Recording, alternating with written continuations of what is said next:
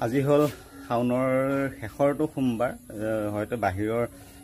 হেৰিয়াত বাহিৰৰ কেলেণ্ডাৰ মতে যদি আৰু সোমবাৰ আছে গম নাপাওঁ কিন্তু আমাৰ অসমীয়া কেলেণ্ডাৰ মতেদি অহা দেওবাৰলৈ যেহেতু সংক্ৰান্তি হ'ব গতিকে আজি শেষৰটো সোমবাৰ গতিকে মন্দিৰৰ পৰা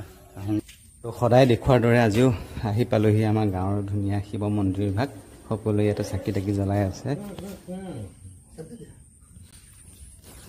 মুখত কি সোমাইছো এতিয়া কথাই ক'ব পৰা নাই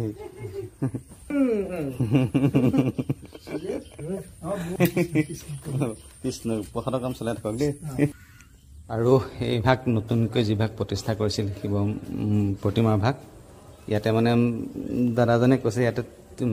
টিলিঙা বন্ধাৰো চিষ্টেম কৰিব বুলি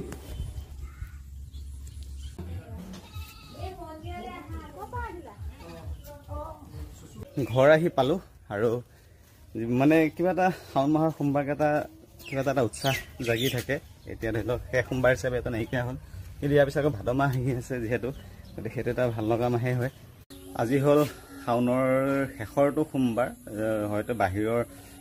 হেৰিয়াত বাহিৰৰ কেলেণ্ডাৰ মতে যদি আৰু সোমবাৰ আছে গম নাপাওঁ কিন্তু আমাৰ অসমীয়া কেলেণ্ডাৰ মতেদি অহা দেওবাৰলৈ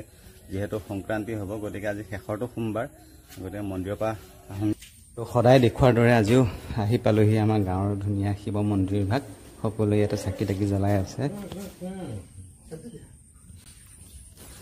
মুখত কি সোমাইছো এতিয়া কথাই ক'ব পৰা নাই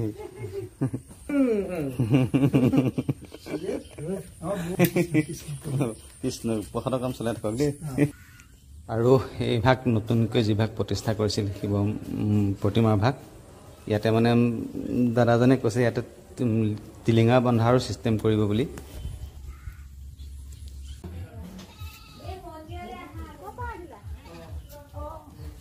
ঘৰ আহি পালোঁ আৰু মানে কিবা এটা শাওণ মাহৰ সোমবাৰকেইটা কিবা এটা উৎসাহ জাগি থাকে এতিয়া ধৰি লওক শেষ সোমবাৰ হিচাপে এটা নাইকিয়া হ'ল কিন্তু ইয়াৰ পিছত আকৌ ভাদ মাহ আহি আছে যিহেতু গতিকে সেইটো এটা ভাল লগা মাহে হয়